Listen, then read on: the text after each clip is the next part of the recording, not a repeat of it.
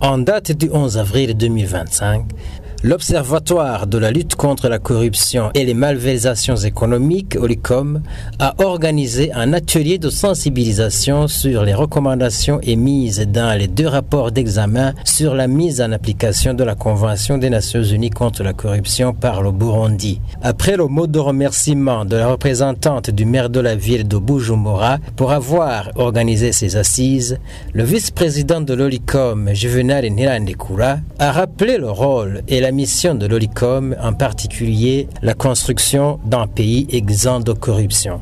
Le consultant du jour a d'abord donné un éclairage sur le contenu de la convention. Frère Ntivagirigwa Symphorien a passé en revue cette convention, mettant un accent sur les engagements des parties, à savoir la prévention de la corruption, l'incrimination, la détection et la répression de la corruption, la coopération internationale, le recouvrement d'avoirs, l'assistance technique et échange d'informations. Au niveau du Burundi, le consultant reconnaît que beaucoup de choses ont été réalisées, même si beaucoup reste à faire ou à porter à la connaissance du grand public. L'État a fait un effort, notamment en mettant en place des cadres, un cadre légal, un cadre institutionnel, un cadre de différentes sortes pour combattre la corruption. Mais quand on regarde ce que nous avons, le patrimoine que nous avons pour combattre la corruption, certaines choses ne sont pas connues, et s'ils étaient bien connus, bon, peut-être qu'ils sont connus, mais pas à un niveau fort appréciable. Peut-être que si ces choses étaient bien connues, ça pourrait augmenter donc, la note.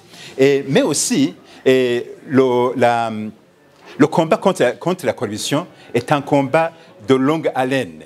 Nous sommes, même si nous avons des instruments utiles, nous sommes encore au début. Après les éléments de mise en contexte par le consultant, les participants ont posé des questions d'éclaircissement avant de rejoindre les travaux en groupe où il était question de dégager des recommandations à l'endroit du gouvernement et à la population dans son ensemble, recommandations qui devront faire office de stratégie de lutte contre la corruption, entre autres le rôle crucial de l'État et des médias, comme le reprend le consultant Symphorien Ntivagirigwa. Nous avons besoin d'une volonté politique forte,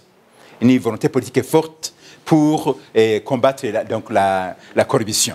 Et évidemment, quand on parle de l'État, c'est toute cette mise en place, donc cette concrétisation de la Convention des Nations Unies contre la corruption, donc l'opérationnaliser. Et comme je l'ai dit, on l'opérationnalise par des instruments qui sont mis en place, par un cadre juridique viable, un cadre institutionnel viable, des mécanismes. Et une autre chose que je peux dire, c'est le rôle des médias.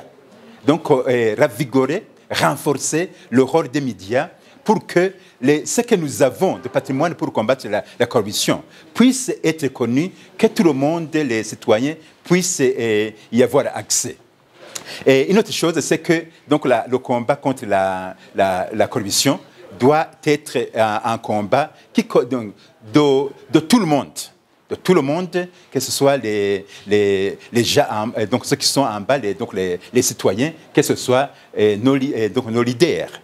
À quelque niveau que ce soit. De l'avis des participants, même si la corruption a érigé domicile, tout n'est pas perdu. L'implication soutenue de tous, le gouvernement en tête, couplée avec la sensibilisation de la communauté, peut changer la situation. Il est possible parce que il y a la loi, il y a les institutions publiques qui sont là pour faire respecter la loi. Alors, une fois la loi est mise en application strictement, sans hésitation, et aussi à combattre l'impunité, il y aura moyen d'aboutir au résultat meilleur. Deuxième proposition, quand l'impunité ne sera plus, il y aura moyen de progresser, il y aura moyen aussi de matraquer les auteurs, et aussi d'avoir l'exemple aux auteurs comme ça. On ne punit pas celui qu'on prend seulement, mais plutôt on corrige le reste de la communauté à partir de lui. C'est ça la lutte contre l'impunité. Les services aussi étatiques que je viens de signaler, qui sont là, qui peuvent contribuer dans la lutte contre la corruption, ils nécessitent des séances de renforcement des capacités parce que les auteurs de la corruption, ils sont forts, ils ont des moyens forts, ils se renforcent mutuellement parce que ce sont des spécialistes. C'est la raison pour laquelle les services de l'État aussi, les services, si vous voulez, chargés de dénoncer, ils doivent avoir des séances de renforcement des capacités pour pouvoir remplir leurs fonctions à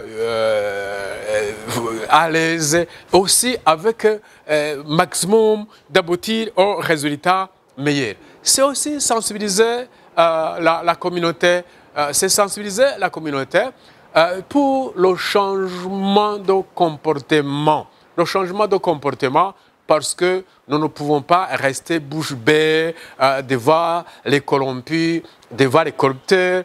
Nous ne pouvons pas nous familiariser aussi avec ce fléau. C'est la raison pour laquelle les séances de sensibilisation dans la communauté, dans les structures, chez les leaders communautaires, les leaders religieux, occupe aussi une place importante pour pouvoir couper court avec ce fléau. Signalons que la Convention des Nations Unies contre la corruption a été adoptée par les Nations Unies à Mérida au Mexique le 31 octobre 2003 et ratifiée par le Burundi le 10 mars 2006.